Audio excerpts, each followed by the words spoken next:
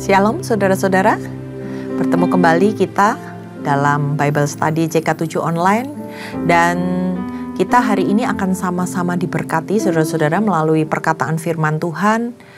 Kalau kita bilang kehidupan kita ini indah, kehidupan kita ini enggak indah, tapi kita tahu bagaimana Tuhan itu membuat segala sesuatunya itu indah. Hanya yang menjadi pertanyaannya, apakah kita mau mengikuti kehendak Tuhan?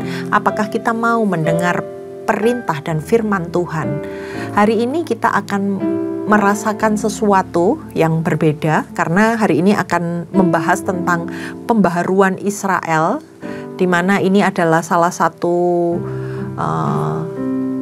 kitab pasal dari Yehezkiel yang memberkati saya, karena dikatakan akan ada pemulihan gitu, yang tadinya dosa, hukuman, terus kemudian bagaimana umat Israel melakukan segala yang jahat di hadapan Tuhan. Hari ini kita mau membahas sesuatu yang baru, pemulihan yang akan Tuhan adakan.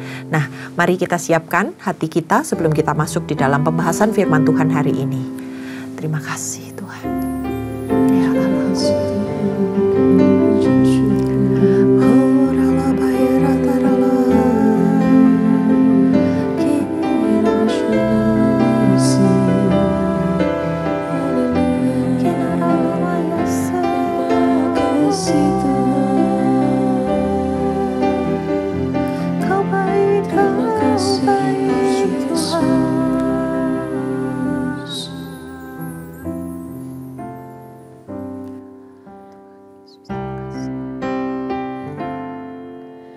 Sekalipun ku berjalan dalam lembah kelam, namun tanganmu selalu menopang hidupku. Saat ku dalam ketakutan, Kau hadir di sisiku.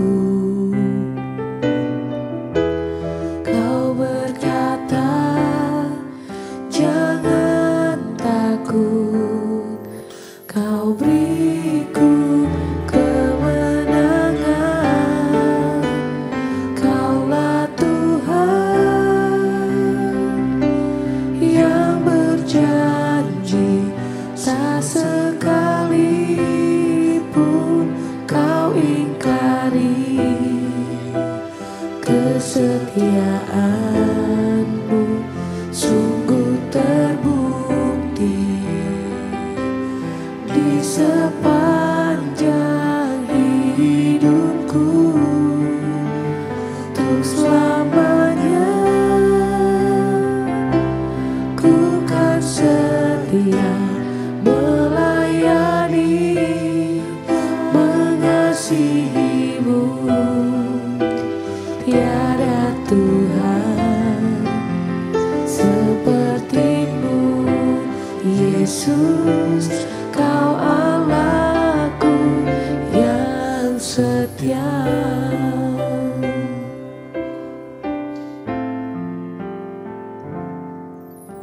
Sekalipun ku berjalan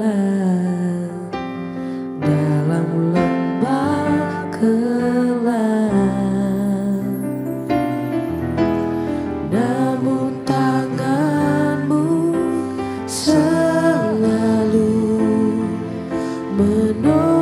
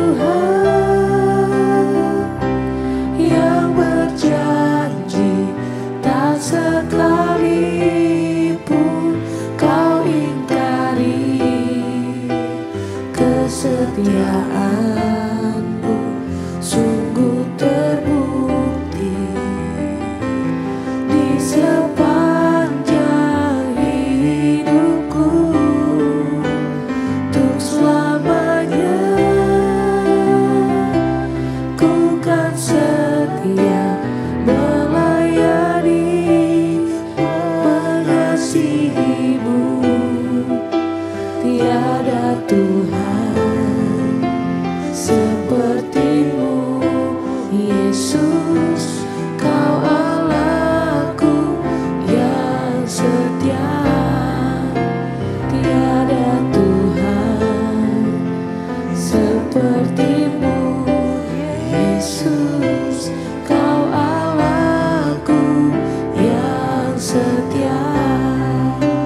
Tiada Tuhan seperti-Mu, Yesus, Kau Allahku yang setia.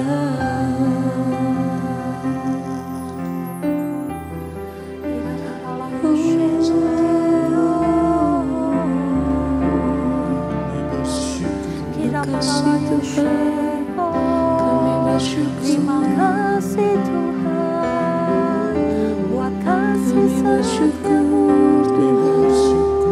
Ya Rabba Shandara Lobayasi.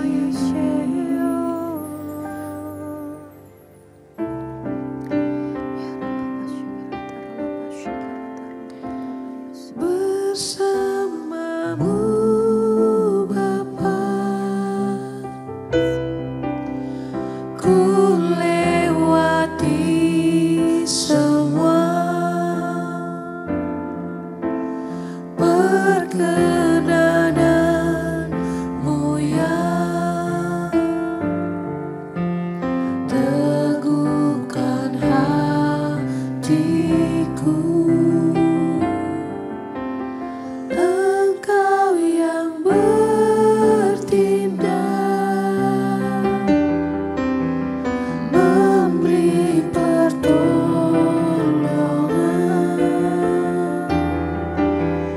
Anugerah-Mu besar melimpah bagiku.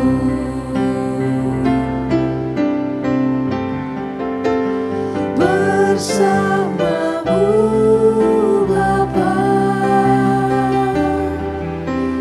ku lewati semua. Perkenanan-Mu yang teguhkan hatiku. Engkau yang bertindak, memberi pertolongan. Anugerah-Mu besar melimpah bagiku.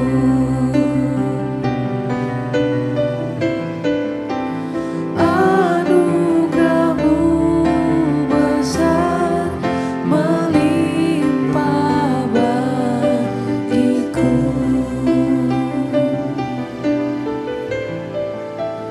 Anugerah-Mu besar melimpah bagiku.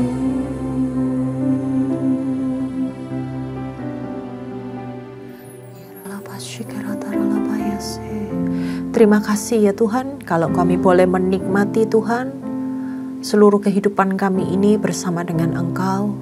Kami mau disempurnakan Tuhan melalui segala sesuatu yang kami pelajari. Kami ingin mengingat bagaimana Tuhan sudah menjagai setiap kami, Tuhan mengarahkan setiap kami, Tuhan mengajar setiap kami, dan Tuhan melewatkan segala sesuatu yang bukan daripada-Mu dari dalam kehidupan kami. Berbicaralah ya Roh Kudus, supaya kami bisa menerima segala pewahyuan yang daripada-Mu, dan kami memperoleh rema dari segala apapun yang kami perhatikan pada hari ini. Terima kasih ya Tuhan, kami serahkan segala sesuatunya hanya di dalam nama Tuhan Yesus. Haleluya. Amin. Oke saudara-saudara, hari ini kita akan membahas tentang bagaimana Tuhan sedang mempersiapkan sebuah jalan yang baru untuk bangsa Yehuda. Setelah Tuhan membawa mereka pulang ke tanah air mereka. Di situ Tuhan sedang bekerja, Tuhan memberikan hati yang baru, Tuhan memberikan roh yang baru, dan mereka akan hidup di dalam ketetapan-ketetapannya Tuhan. Mari kita baca di dalam ayat yang pertama. Hai engkau, anak manusia, bernubuatlah mengenai gunung-gunung Israel dan katakanlah, hai gunung-gunung Israel, dengarlah firman Tuhan. Beginilah firman Tuhan Allah, musuh itu berkata mengenai kamu, syukur. Bukit-bukit dari dahulu kala sudah menjadi milik kita. Sebab itu bernubuatlah dan katakan, beginilah firman Tuhan Allah. Sungguh mereka menjadikan kamu sunyi sepi dan menindas kamu dari sekelilingmu supaya kamu menjadi milik sisa bangsa-bangsa.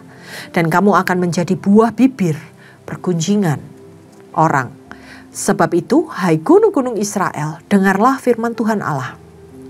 Beginilah firman Tuhan Allah kepada gunung-gunung dan bukit-bukit, kepada alur-alur sungai dan lembah-lembah, kepada reruntuhan yang sunyi sepi dan kota-kota yang sudah ditinggalkan, yang sudah menjadi jarahan dan olok-olok bagi sisa bangsa-bangsa di sekitarnya.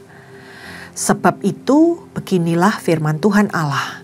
Aku pasti berfirman dalam api cemburuku melawan sisa bangsa-bangsa di seluruh Edom, yang menentukan tanahku menjadi miliknya dengan segala rasa sukacita dan dengan kebencian di hati, sehingga tanah penggembalaan itu menjadi jarahan. Ayat yang ke-6, sebab itu bernubuatlah mengenai tanah Israel, dan katakanlah kepada gunung-gunung dan bukit-bukit, kepada alur-alur sungai dan lembah-lembah, beginilah firman Tuhan Allah. Sungguh aku berfirman dalam amarah cemburuku, karena kamu sudah menanggung noda yang ditimbulkan bangsa-bangsa. Sebab itu beginilah firman Tuhan Allah, aku bersumpah kepada bangsa-bangsa sekitarmu sendiri, pasti akan menanggung noda mereka. Di ayat yang ke-8, tetapi kamu, gunung-gunung Israel, akan bertunas kembali dan memberi buah untuk umatku Israel, sebab mereka akan segera kembali. Yehezkiel disuruh bernubuat atas gunung-gunung. Nah, di mana gunung-gunung ini sebenarnya melambangkan bangsa Israel, yang tadinya mereka sudah direbut oleh musuh, sudah runtuh, sudah menjadi sunyi sepi karena ditinggalkan, dan segala sesuatu yang ada di sana sudah dijarah. Bangsa Israel ini ikut menanggung dosa yang ditimbulkan oleh bangsa-bangsa lain. Tapi di ayat yang ke-8, saudara-saudara, Tuhan berfirman bahwa nantinya mereka akan bertunas kembali, akan menghasilkan buah, atau dalam kata lain, mereka suatu ketika nanti akan dipulihkan oleh Tuhan. Di ayat yang ke-9, sebab itu lihatlah, aku ada di dekatmu dan mempedulikan kamu, kamu akan dikerjakan dan ditaburi benih. Perhatikan saudara-saudara, di ayat yang ke-9 ini sangat penting. Dikatakan Tuhan meminta mata mereka melihat bahwa Tuhan itu ada di dekat mereka. Tuhan kembali kepada mereka karena Tuhan memperdulikan mereka. Di ayat-ayat ini kita bisa melihat bagaimana Tuhan bekerja atas kehidupan mereka, bangsa Israel. Kalau tadinya api cemburu Tuhan ada di dalam kehidupan mereka, sehingga membuat mereka ada di dalam kesesakan karena kedegilan hati mereka. Tapi hari itu Tuhan mau katakan, saat itu Tuhan kembali hadir dan mengerjakan bagiannya. Tuhan hendak menabur benih sehingga sesuatu yang baru akan tumbuh. Kita lanjutkan di ayat yang ke-10. Di atasmu aku akan memperbanyak jumlah manusia, segenap kaum Israel seluruhnya. Kota-kota akan dihuni lagi dan reruntuhan-reruntuhan akan dibangun kembali. Nubuatan dari Tuhan. Aku akan memperbanyak jumlah manusia dan binatang atasmu. Mereka akan bertambah banyak dan beranak cucu.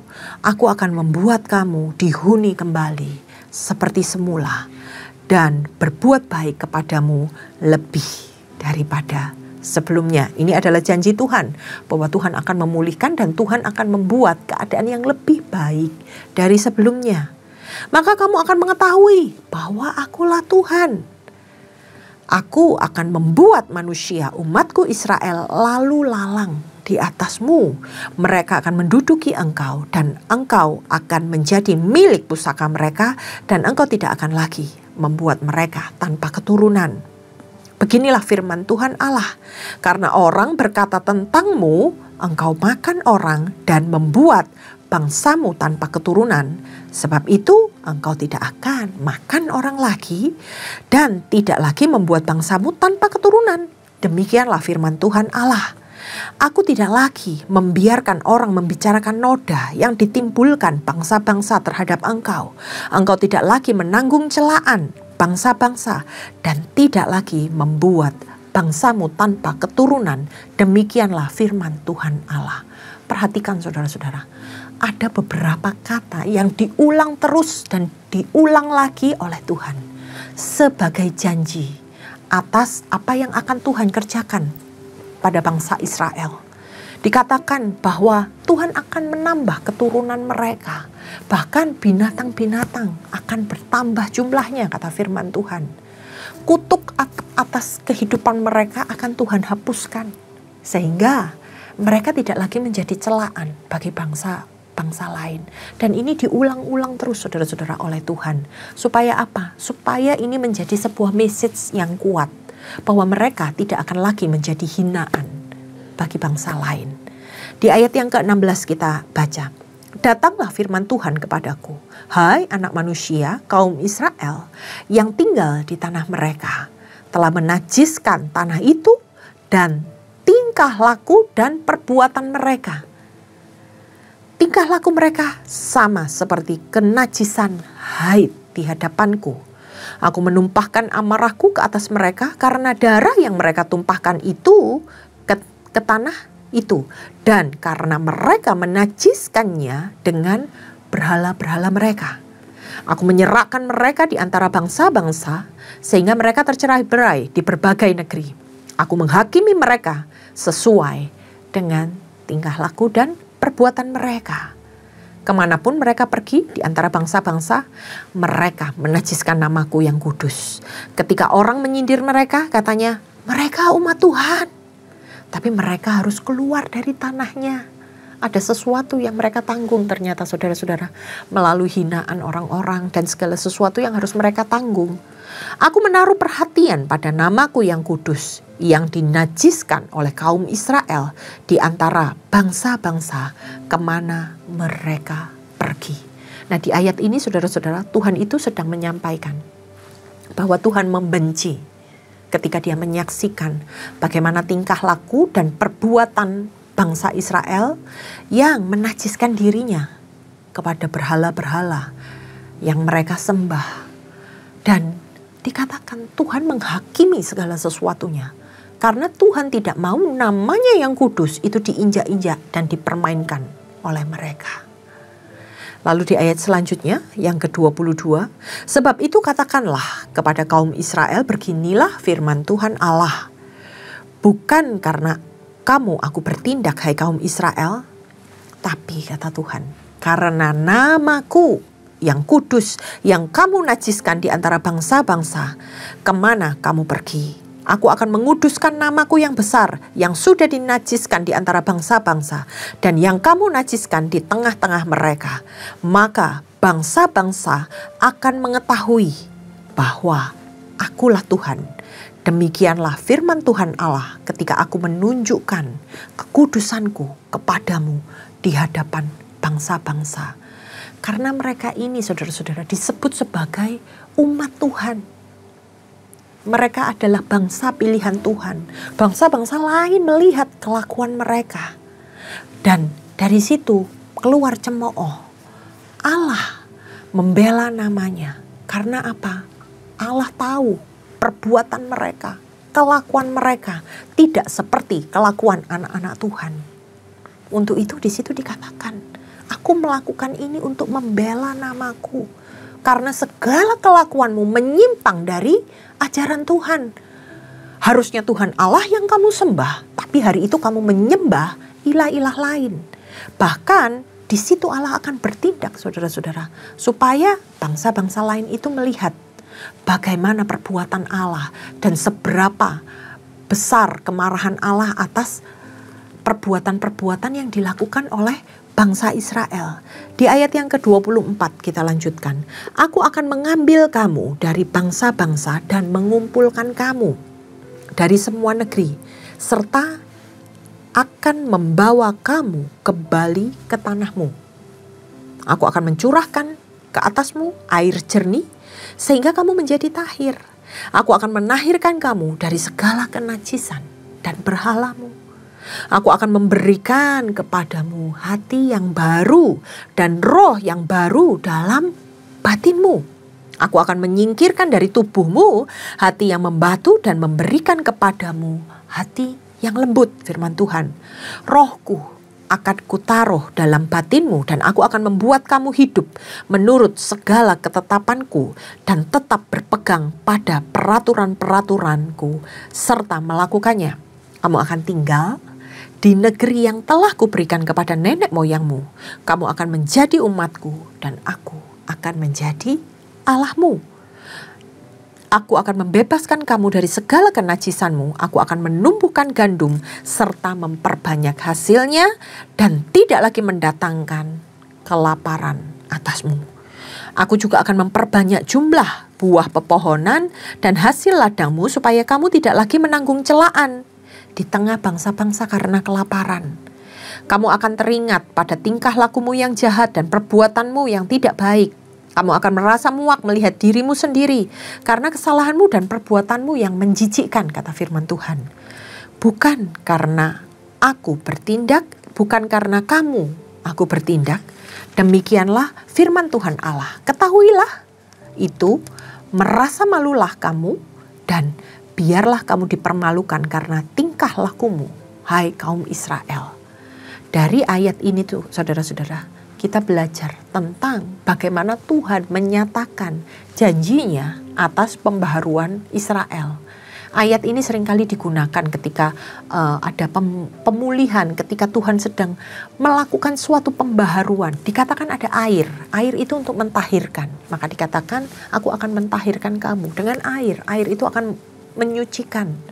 Kemudian Tuhan akan memberi kepada mereka hati yang baru, di mana hati yang lembut. Bagaimana mereka bisa kembali mengenal Tuhan, bagaimana mereka bisa dikendalikan kembali oleh Tuhan. Dan dikatakan, aku akan menganugerahkan roh yang baru. Tuhan akan menaruh rohnya sebagai ganti apa? Hati yang sudah membatu, saudara-saudara. Ketika kita berjalan di dalam pembenaran kita sendiri, ketika kita tidak mau mendengarkan perkataan Tuhan, ketika kita tidak mau diarahkan oleh Tuhan, lama-lama hati kita itu akan membatu. Dan di situ Tuhan katakan, aku akan memberi hati yang baru dan roh yang baru dalam hidupmu. Roh Tuhan akan ditaruh di dalam hati manusia supaya apa? Manusia itu bisa taat.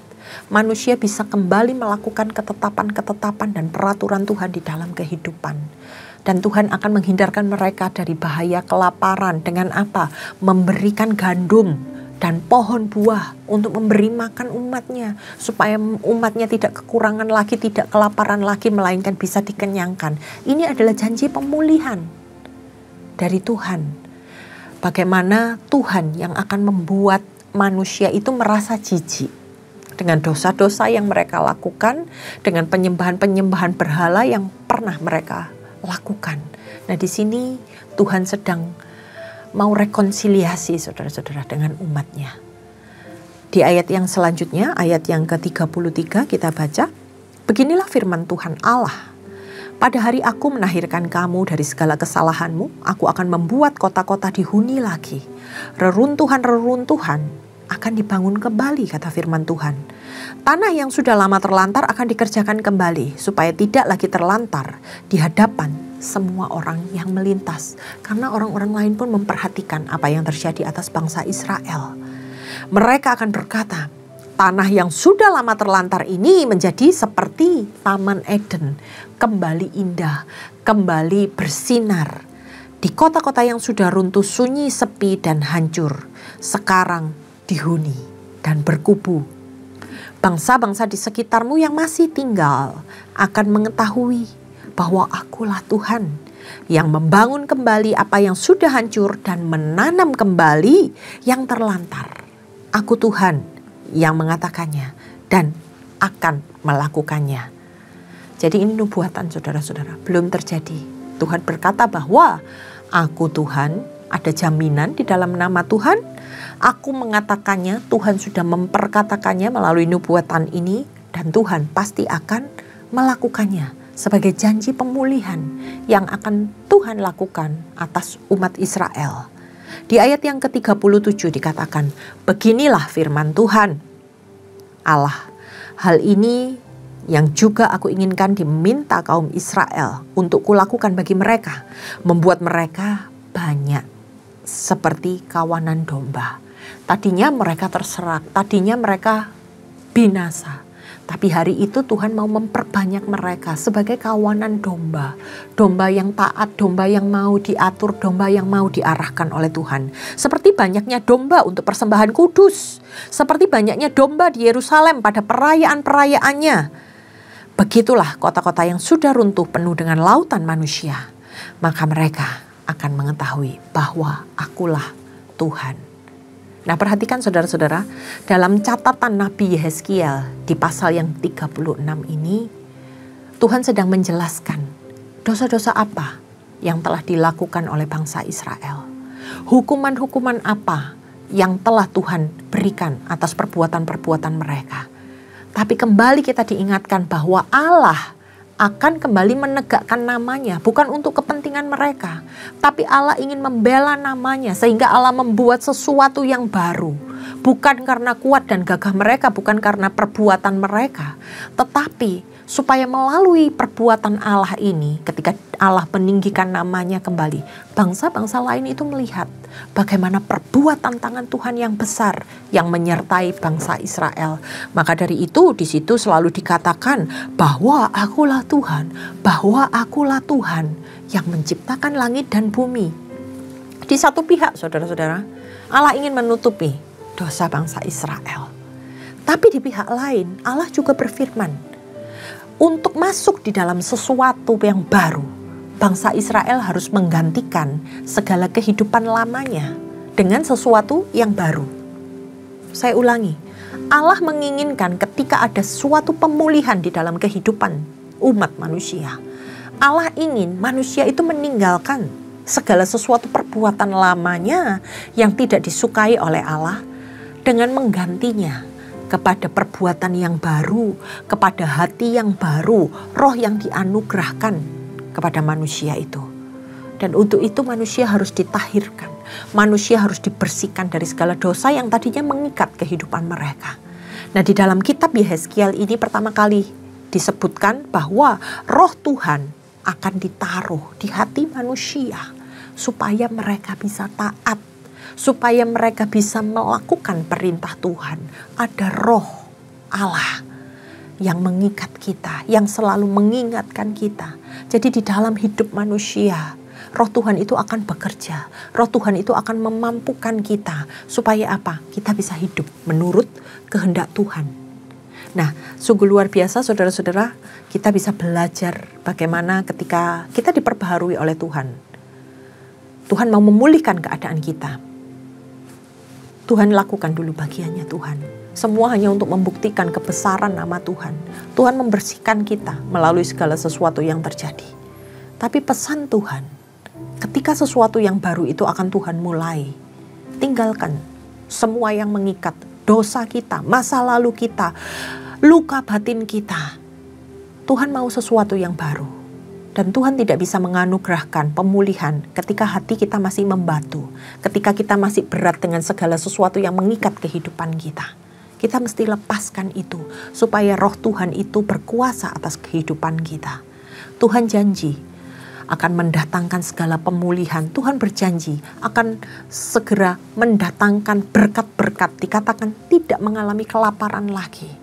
Ketika kita hidup di dalam pembaruan, ketika kita benar-benar mengandalkan roh Tuhan yang ada di dalam kehidupan kita, yang pasti sanggup memampukan kita. Demikian dari kitab Yehezkiel 36 ini, kiranya kita semua sama-sama diberkati dan kita sama-sama bisa diperbaharui dan dipulihkan keadaannya oleh Tuhan. Mari kita tundukkan kepala dan berdoa. Terima kasih Tuhan untuk janji-janji-Mu. Terima kasih ya Tuhan untuk pemulihan yang daripadamu yang pasti akan kami terima karena kami percaya Allah yang berfirman, Allah pula yang akan menepati di dalam kehidupan setiap umat-Mu. Hanya kuatkan dan teguhkan hati setiap kami ya Tuhan untuk kami bisa melihat dan menikmati berkat-berkat yang daripadamu. Terima kasih ya Tuhan. Kalau kami boleh ada, kalau kami boleh melakukan segala sesuatunya, biar ini semua hanya untuk menyenangkan nama-Mu saja. Dipermuliakanlah Engkau di atas kehidupan kami. Hanya di dalam nama Tuhan Yesus, setiap yang percaya katakan, amin. Terima kasih, Tuhan Yesus memberkati.